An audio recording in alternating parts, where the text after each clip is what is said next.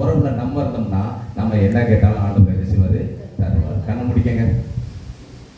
ஏசப்பா உறவுல நான் சரிப்படுத்துறதுக்கு ஒருவேளை எனக்கு அந்த தப்பு இருந்த மன்னிச்சுங்க ஆண்டவரேன்னு சொல்லுங்க பார்ப்போம்.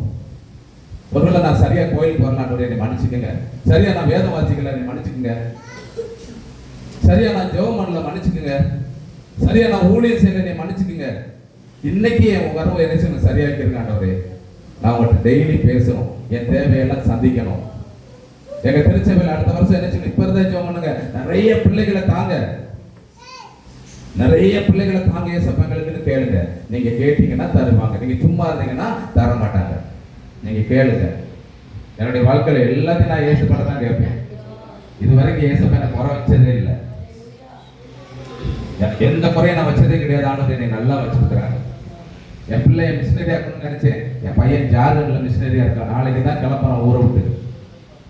பாருங்க, ஆண்டவர் எங்களுக்கு இதே ஆண்டவர் உங்களுக்கு செய்வாரு. உறவுல மட்டும் சரியா இருங்க. சொல்லுங்க, எங்களை நேசிக்கிற ஏசப்பா. சொல்ல சத்தமா சொல்ல, என்ன நேசிக்கிற ஏசப்பா. ஒருவேளை உங்களுக்கு எனக்குள்ள உறவுல சரியில்லாம இருந்தனா என்ன சரிப்படுத்திக்கிறேன் ஏசப்பா.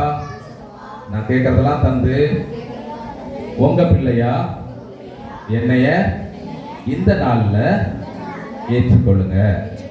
இயேசுவின் மூலம் ஜெபிக்கிறேன் நல்ல பிதாவே. ஆமென்.